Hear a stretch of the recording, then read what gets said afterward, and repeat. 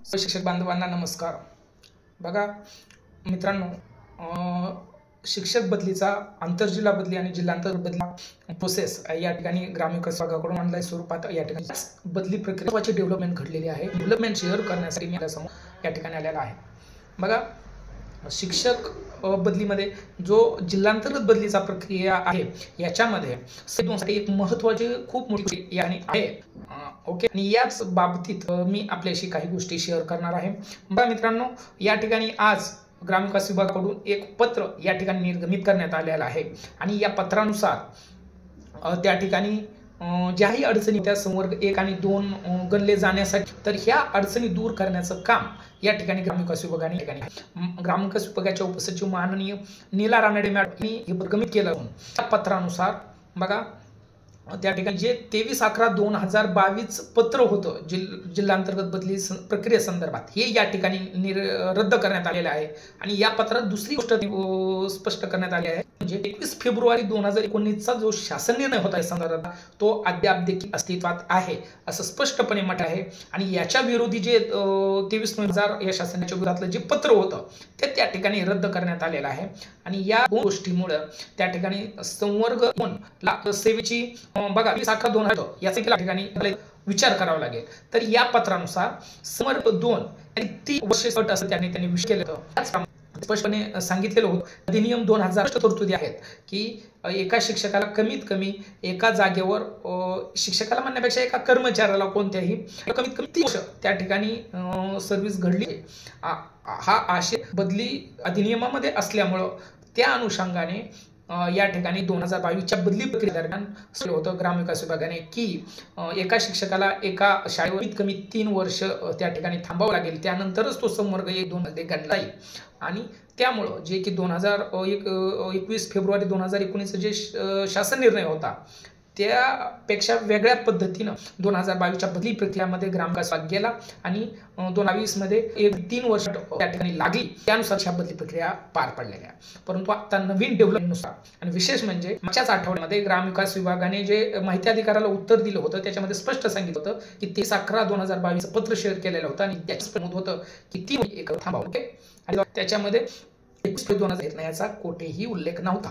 परंतु हे काही पत्र काही ते पूर्णपणे आता परत पूर्ण डेव्हलप झालेले आहे की पूर्ण विरोधी झालेला आहे। आणि याच्यामुळं एक तर संवर्ग 1-2 मध्ये मोठी खुशखबरी करण्यासारखं त्यांनी जाहीर करणे आहे। त्याचबरोबर जनरल संवर्गा मात्र हे दुखवटा असल्यासारखं हे आहे, कारण की जनरल म्हणजे चौक भरडला जाणार अगोदरच संवर्ग आणि त्या जर एका काही विशिष्ट संवर्गाला अमर्याद जर फायदे दिले तर नक्कीच याचा तोटा या संवर्गाला होऊ शकतो। ओके, किती खोटं आपण सर्व ठिकाणी शेअर केलं पाहिजे, आपले मतं त्या ठिकाणी मांडले पाहिजेत। ओके, तर दृष्टिकोनातून जी डेव्हलपमेंट आहे त्यानुसार आताच्या या वर्षीच्या बदली प्रक्रियेला संवर्ग 1, 2 आणि 3 ला सेवेची बघा संवर्ग 3 साठी तर जनरली अवघडमध्ये 3 वर्ष तुम्हाला राहावंच लागतं। ओके, परंतु एका शाळेवरची सेवेची अट नाही तिथेही।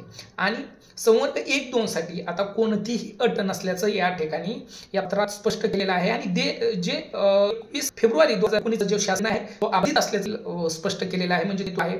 आणि जे याच्या विरोधी पत्र होतं 23/2022 याचा त्यांनी अंत केला आहे, हे त्यांनी बाद केलेलं आहे, रद्द केलेलं आहे।